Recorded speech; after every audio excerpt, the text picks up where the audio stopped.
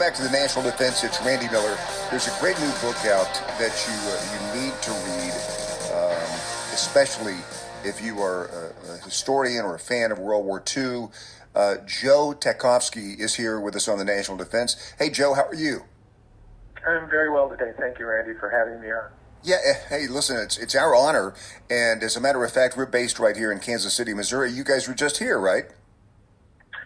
I wasn't just here, but I've been to Kansas City many times, and one of the more interesting stories in the book revolves around some young men from Kansas City. Yeah, as a matter of fact, it's Mr. Kansas City that you're talking about, right? Corporal Don Evans. Correct. He was. They must have had some type of male beauty contest, is what it's billed as in the Kansas City Star clipping. And Don Evans won the award not just once, but twice. Right. and he was quite the star of every Southeast Knights team. And he had a couple of buddies from the football team, Tom Morello and Norman Dooley, who were enrolled in the Army. But that's probably for a question later on down the line. Well, they were good buddies. Yeah, and let's talk about some of that information. The new book is called 40 Thieves on Saipan, and this all started when you found your dad's old trunk, right? Is that correct? Correct. After he passed away, I was in the garage and opened his footlocker, and there was just this trove of information because Dad never spoke of World War II at all unless it was passing about, maybe some happier time on when they were stationed on New Zealand or earlier in Iceland. And here's this trove of black and white photos of, faceless men, nameless men that I had no idea who they were if they weren't Dad, and platoon rosters from Guadalcanal and Tarawa and Saipan, and medals and letters that were exchanged between my mother and father from the time they met until the time he was discharged. It was like, a Christmas present and time travel at the same time. So take me back to that moment, Joe. When you see all of this in this footlocker, is your immediate thought, I want to record all of this for history? How did you feel? When I found the platoon roster for Saipan, it had more attention to it. It had all of these handwritten notations in my dad's, hand of those who were wounded and killed. And that was obviously impactful. So I went online and searched a last name and Silver Star, and up popped this leatherneck website with an article titled Tachovsky's Terrors that spoke about this platoon on Saipan, and beneath it there was a little text that was submitted by a fellow named Chris Tipton. And Chris wrote that this was my father's platoon during World War II, and he said everything in the article was true, except they weren't known as terrors. They were known as the 40 Thieves. Huh. So even before I even had an inkling of, that this was going to become a book, the title of it was staring me in the face. Absolutely. But one of the names on the roster that really piqued my interest was this fellow William F. Knuppel. And there was an old Marine buddy, that's all he was ever billed as, Bill Knuppel, that we would visit all the time in Arizona when my dad would winter there. And then I, drove out to see Bill with, the roster. And as opposed to my dad, who never talked about the platoon at all, he was like a walking, talking encyclopedia and had stories about Don Evans and Arello and Dooley and other fellows in the platoon, and the time they stole a pig from a farmer on Hawaii so that they could have a barbecue on the beach at sunset, and other stories. And after a few hours with Bill, and he opened up to me because he knew me. It was like Sure. talking to my dad almost. I decided to find out how many in the platoon were still alive. I tracked down 4 others. One was suffering pretty badly from dementia, and I didn't want to open old wounds for him. Sure. If he can't remember much, I don't want him to remember the bad things. But 3 fellows were still alive: Marvin Strombo in Montana, Bob Smots in Georgia, and Roscoe Mullins in West Virginia. And because I came armed with such intimate knowledge of the platoon, I think that's what made them open up to me more and speak more freely about things that they had never discussed with anyone before in their lives. Yeah, we're talking to Joe Tachovsky here in the National Defense. He's the author of a new book, 40 Thieves on Saipan. So you get this conversation going with the other members of your dad's platoon. And what surprised you the most? Because your dad, you said your dad never really talked about it. What jumped out at you from these conversations about this platoon? Well, one interesting thing was that when Dad and Knuppel would be together, and Bill would try to talk about World War II at all, like Don Evans or Martin Dyer or, the push into the valley, all my dad would have to say is, "Bill, those days are over." And he would just tacitly comply.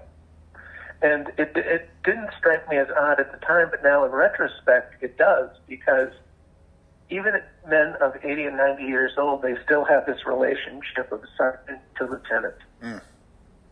And that was, something that was amazing to me.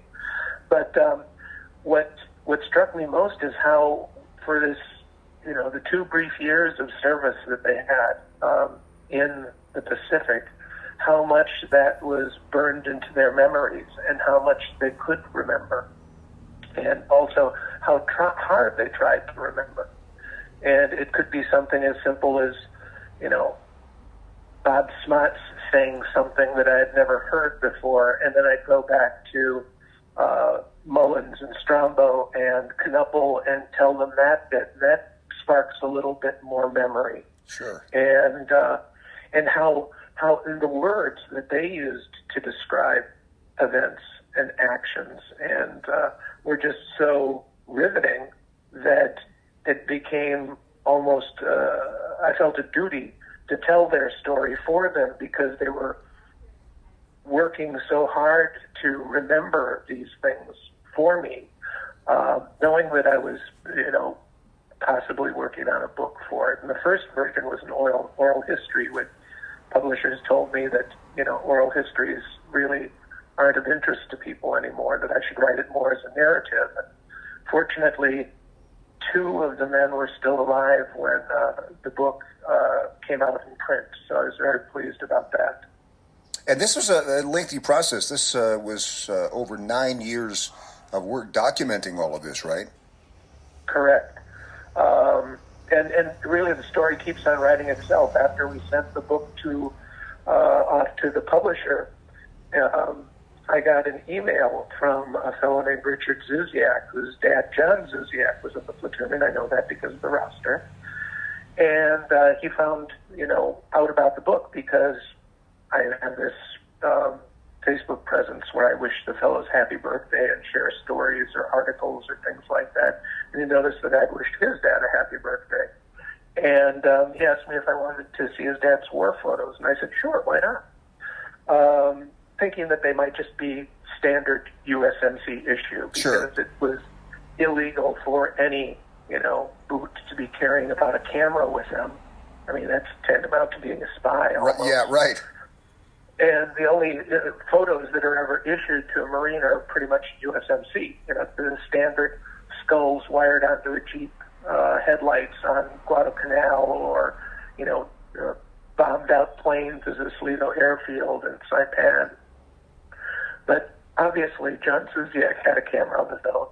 Bill Knuppel also had a camera of his own. So I think a lot of these guys, it was the same kind of thing. It would fold up. It was very small and could be put in your breast pocket and be imperceivable. And Bob Smots told a story about while they were training in Hawaii, of going into this off-limits village, Honolulu, And Pololu was declared off limits by the FBI because the whole village was filled with Japanese sympathizers, so much so that all of the males were sent away to internment camp, leaving the village just filled with women and children. And the woman who owned the general store there was allegedly this head spy who had a radio that the FBI couldn't find, and she was radioing, information to submarines offshore. This was Bob Smott's memory and Bob Smott's story. So I'm going with it just as the story. But evidently Richard Zuziak was on that mission. And he took all of these wonderful photos of the men with, Smott said that the old woman at the general store hooked them up with some girlfriend types. Well, there's a photo of these pretty little Japanese girls in Pololu. And the guys are there and they're having fun, and they're having mock military weddings, holding crossed rifles above this Japanese girl and one of the 40 thieves. And they even have photos of the old woman. And you know what they called her? What? They called her Mom. Because they took such good care of her. They referred to her as Mom. And evidently, when the guys got busted for it, because the head of the Hawaiian Home Guard, General Richardson, lived nearby, and they got busted for it, and some of them had to do a little bit of break time for it. But oh, that's great. Yeah. The new book is called 40 Thieves on Saipan, and the author, Joe Tachovsky, is with us here in the National Defense. I did want to ask you, too, about these the Gold Star mothers in the book, and especially the example of Corporal Don Evans from Kansas City. You got a lot of these letters back and forth, right? Correct. Don would write to his mom, and his mother would reply, kind of still thinking that Don could be nowhere else but at Boy Scout camp. In one of his letters to his mom, he draws a picture of himself, very proud of his mohawk haircut and unshaven face. Because these guys are training. The Marines were kind of treated worse than dogs during World War II. And so he sends home this drawing of himself, and she writes back, "Honey, you're just going to ruin your pretty hair if you keep haggling it up in such an atrocious fashion. You're going to lose that pretty little curl that you have." Oh, that's funny. And these letters they're not throughout the book because you don't want to take. There are a lot of letters between Frank and Roxy.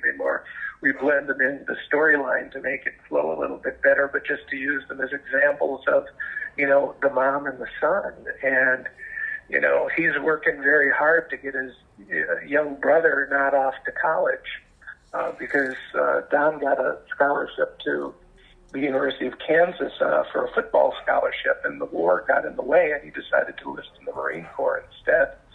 And he was very happy about that because he said it would have been a sad waste of money if he had gone off to college. He's learned more here in 2 years than, and back in the States he would have in 10. Man, this just sounds like such a great book. Joe, is this book out now? It is. It was released on June 2nd. We sold out of the first printing, so the second one is currently on the press and should be out within a week, I believe, is what I've heard. But it's also available there's some booksellers on eBay that still have copies of it, as well as Amazon, and it's also Kindle and Audible. And I've heard the Audible version is they did a really good job of it. Well, congratulations on the book and the great success. 40 Thieves on Saipan is the name of the book, and I can't wait to get a copy of this because it just sounds, in addition to all of the other stories that you've told us today, there's also the mission and the 40 Thieves and what an elite group this is. So I can't wait to get my hands on that. Joe, listen, thank you for the time, and thank you for the stories. Great stuff. Well, thank you very much, Randy. It's been a pleasure. We'll be right back here on the National Defense.